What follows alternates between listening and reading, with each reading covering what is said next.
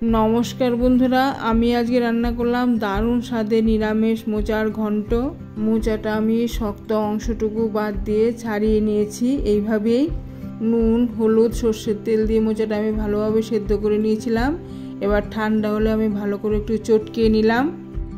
একটা আলু আমি নুন হলুদ দিয়ে ভেজে নিয়েছি। আলুটা ভাজা ভাজা হয়ে গেলে এবার আমি এর মধ্যে মোচাটাও একটু ভেজে নেব যেন জল না থাকে।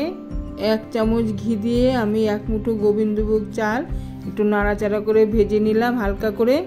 1 চামচ জিরা, সামান্য একটু গরম মশলা আর স্বাদ মতো শুকনো লঙ্কা আর 1 ইঞ্চির মতো আদা আমি বেটে নিলাম মিহি করে। পরিমাণ মতো সর্ষের তেল দিয়ে এর মধ্যে দিয়ে দিলাম একটা তেজপাতা, 1/2 চামচ গোটা জিরে, 1/2 চামচ মেথি আর সামান্য একটু হিং। ফোড়নটা ভাজা হলে আমি এর মধ্যে দিয়ে দিলাম বাটা মশলা।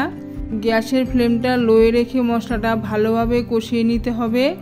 আমি এর মধ্যে দিলাম পরিমাণ মতো হলুদ আর সামান্য একটু জল দিয়ে আমি মশলাটা কষিয়ে নেব ভালো করে। দিয়ে দিলাম স্বাদ মতো নুন। দেখুন মশলা একদম ভালোভাবে কষানো হয়ে গেছে, তেল বেরিয়ে গেছে।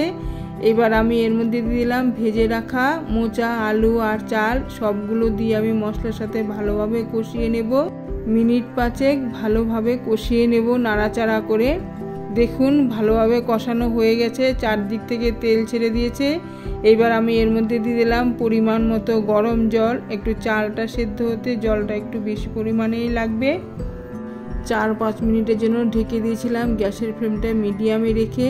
টেস্টটা বাড়ানোর জন্য আমি এর মধ্যে অল্প কিশমিশ দিয়ে দিলাম আর দিয়ে দিলাম 1 চামচের মতো চিনি আর 2 চামচ ঘি, সামান্য গরম মশলা।